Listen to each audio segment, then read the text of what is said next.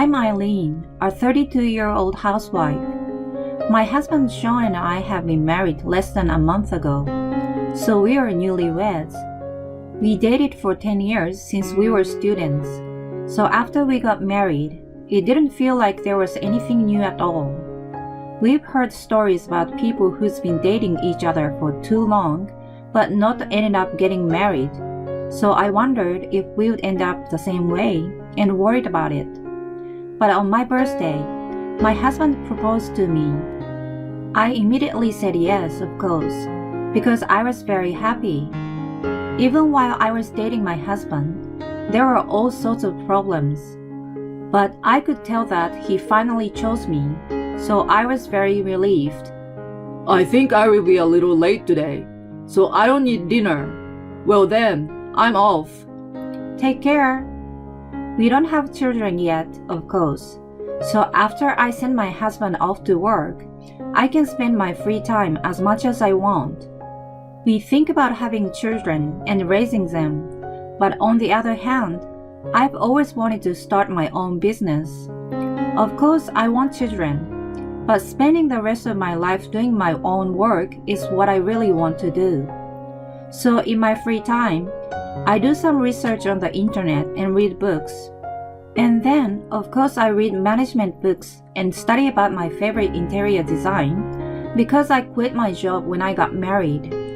To have a husband who lets me spend this kind of free time, I'm very grateful. My husband came home late that night while I was in the bath.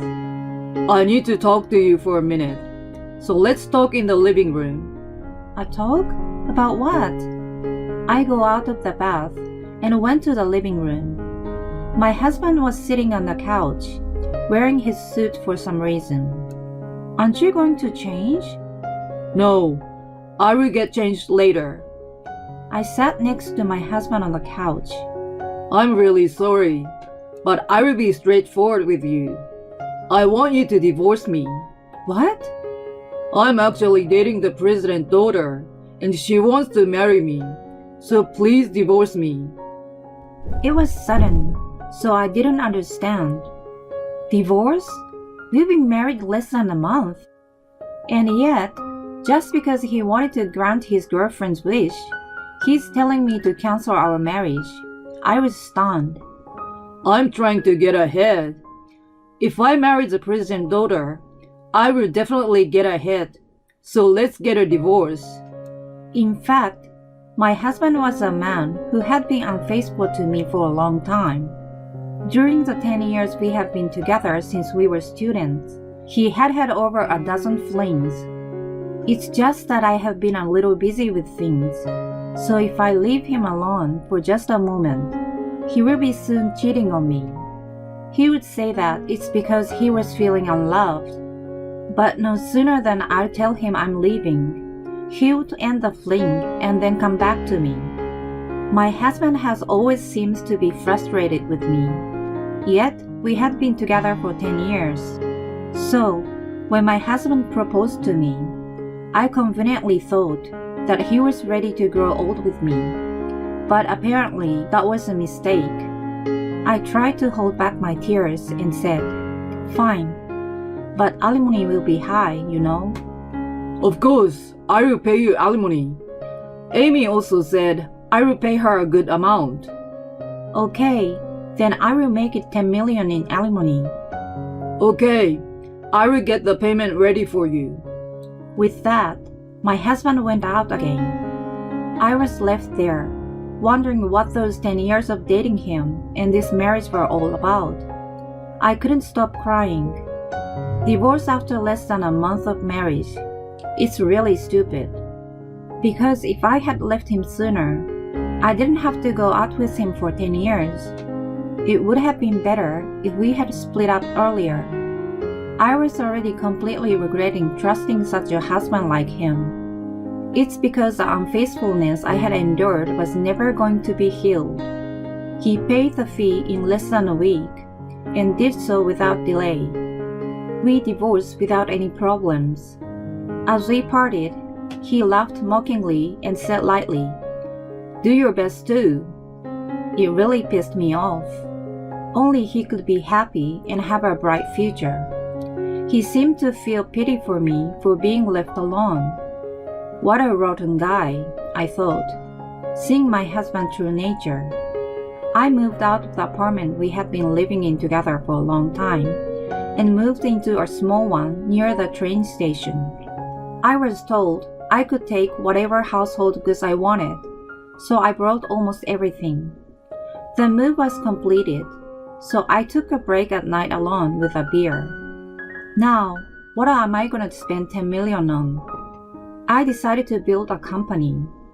Meanwhile, my ex-husband has remarried with the daughter of the company president, and his position at the company improved.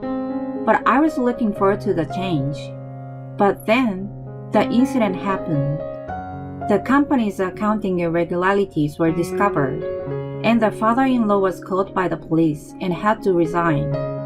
My ex-husband was in a hurry because his position within the company was quickly deteriorating. He never thought that this would happen. If he looked good for his father-in-law, he would get promoted to a good position. Becoming president is not just a dream. That's what he dreamed about. But his father-in-law resigned. My ex-husband's backing at the company is gone. He had to resign. Thanks to this, it's even more boring for him than before. He got sent to a lower department, far from their headquarters. It's like a nice little island getaway. Nothing much to do all day, just sitting in your seat looking at the phone without much to do. He'd just be in the smoking room smoking a cigarette. That's what became of his job. I then started an online store for interior design, which I had been thinking about for a long time. I was busy with various preparations for the launch.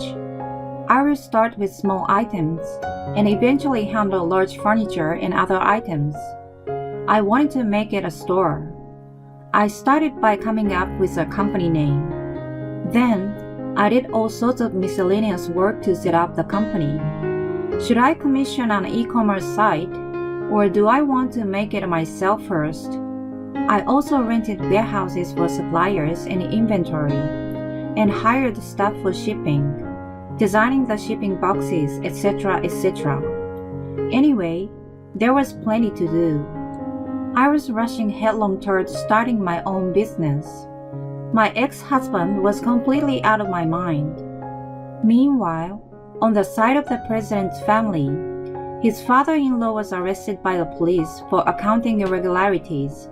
So aside from taking care of his new wife Eileen, he also had to take care of his mother-in-law and sister-in-law. After his father-in-law got out on bail, he divorced his wife and moved out of the house. Actually, the president family had a large amount of debt. The mansion that my ex-husband had been living had been mortgaged, so they had nowhere else to stay. Although there was a president family, he got caught by the police. The mother-in-law and president's 3 daughters couldn't go back to their former life. Since they'd lived a life of luxury since birth, it all led to debt. And even now, if they don't do something about it, they will be forced out of their house. They think life will be the same as it has always been. That's why they all assume that my ex-husband will make it happen. The women in the president family had no idea about the salary of the company employee, who was relegated to a lower position. And yet, they still try to use my ex-husband at every turn. Sean, I'd like to go shopping at the department store. Can you please take me there? Take you there? What in the world are you going to buy at the department store? Huh? Oh, I wanted to buy Millie's winter clothes. I wish I could buy her some. Millie, you don't need to buy dog clothes at the department store. My husband couldn't help but gasp. Even though they were in such a dire situation, they didn't seem to understand that and still had the nerve to buy clothes for their dog at the department store. What? Millie is part of the family. Don't you even understand that? Hey, Sean, Don't you even know how much we take good care of Millie? Is what his sister-in-law said. What don't I understand? Instead of the dog clothes, we should worry about not losing this house. Oh, that's something you will take care of, right? Besides, we can't do anything about it. You'll do your best, right? We are counting on you. So, could you please take me to the department store? It was hard to talk to the women in the president family. My ex-husband was alone, getting irritated and worrying all by himself. And the savings my ex-husband had quickly ran out. I got a call from my grandma today. It's about getting together again this year at our villa in Miami. A vacation home? For free? Huh? You mean does it cost money? From what I have heard, it's in a high-end area in Miami. It was said that there was a villa that belonged to my grandfather-in-law. So she wants us to gather there. Of course, it's going to cost a lot of money for traveling. After my ex-husband listened to his mother-in-law, I want you to be patient and give up the trip this year, he said. Then his mother-in-law said, What? Every year all my relatives get together at the villa. If we don't participate, people will wonder what happened to us. No. Do you understand our financial situation?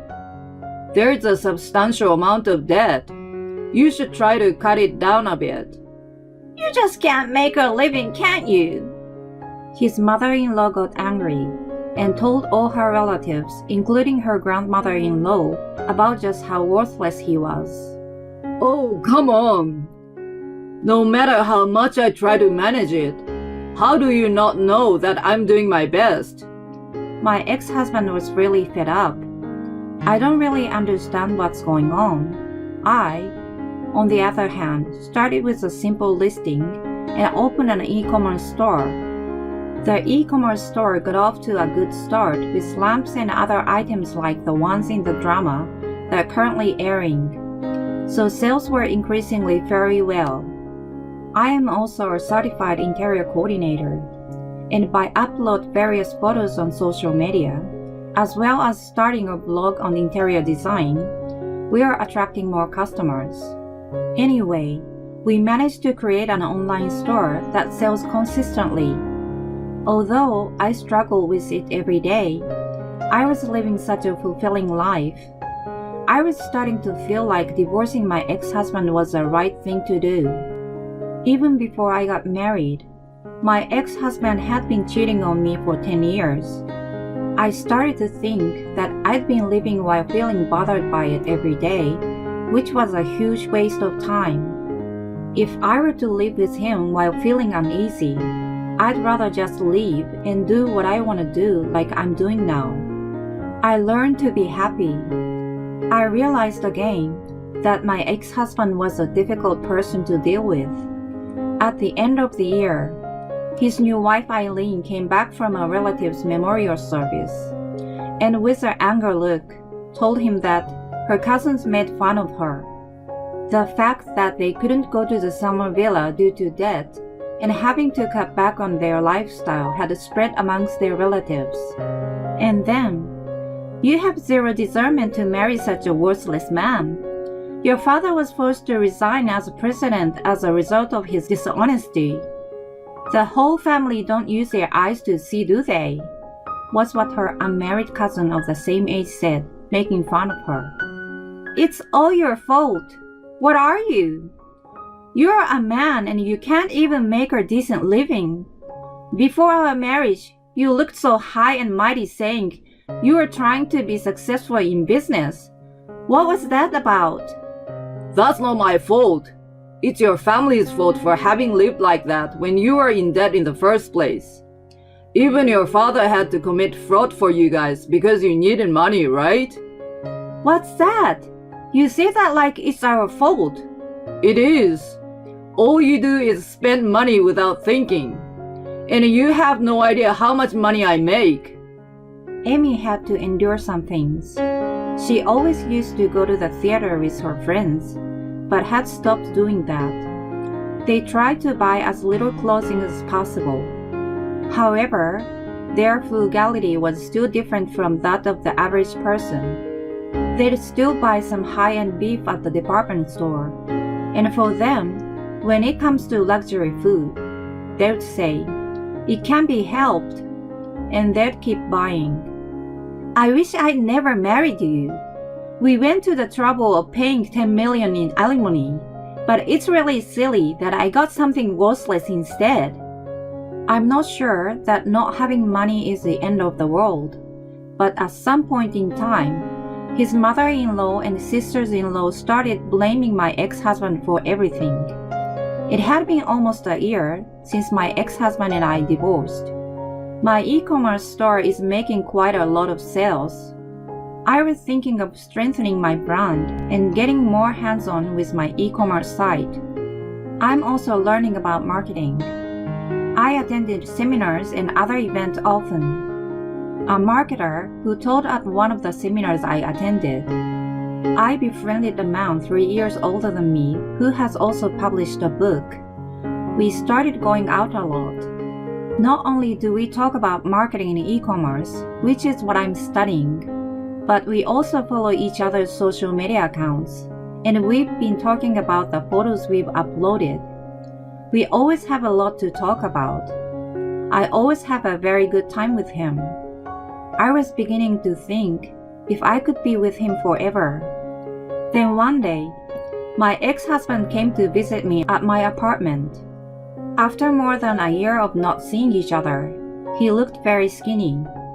"What on earth are you doing here after all this time?" My ex-husband suddenly started crying, got down on his knees and started apologizing. "I'm so sorry." "What the hell is wrong with you? I don't even think about you anymore." My ex-husband looked up, weeping, and said, "Please help me. Actually, the president got caught for accounting irregularities, so he resigned and left a mountain of debt. And every day, I'm blamed by my wife and mother-in-law for being unworthy." "I don't know, we are strangers now." "I'm really sorry, and I apologize for all of it. I will apologize for the rest of my life, so please help me." I can't. You have to leave." My ex-husband seems to be trying to be even more persistent. "We've been together for 10 years since we were students. I'm not a stranger, so please." "You cheated on me over and over again during those 10 years. What are you talking about?" "I won't do it again. I promise I won't do it again. So help me out. I have no savings. I'm in real trouble, and I have no one else to turn to." And then he cries. I remember when we got divorced, the last thing he said to me was, "Do your best too." You know, last time, you told me to hang in there, didn't you? So I did my best. I started my own business, and now I'm the president of my own company.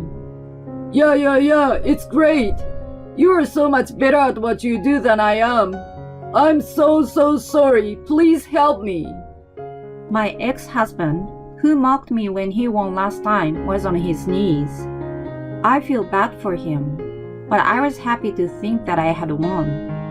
Although it was humiliating at the time, I used what he told me as fuel and worked so hard to get to where I am. Then the intercom rang. When I went outside, apparently his mother-in-law, his wife, and his sisters-in-law were there. "Well, it looks like they're here for you." "What the hell? Get rid of me already. I'm sick of this. I already requested for divorce. Try to understand. I won't come back anymore." "What are you talking about? You're the one who can't help it. Let's go home. You're our breadwinner, so we need you to work harder. Hey, let's go home." My ex-husband looked at me, wanting me to help him somehow, but I, of course, pushed him away. "Now, please leave. We are strangers now. Please don't come here again." "Oh no, Eileen, please help me." Amy was trying to pull him and take him away. I thought this would be the last time I would see my ex-husband, so I said to him, "Do your best too." Later on, I remarried to the man whom I met at the seminar. The business is doing well, and the percentage of our e-commerce sales is now close to 50%. I don't know what my ex-husband has been doing since then. I sometimes wonder if my saying, "Do your best too," had been of any use to him.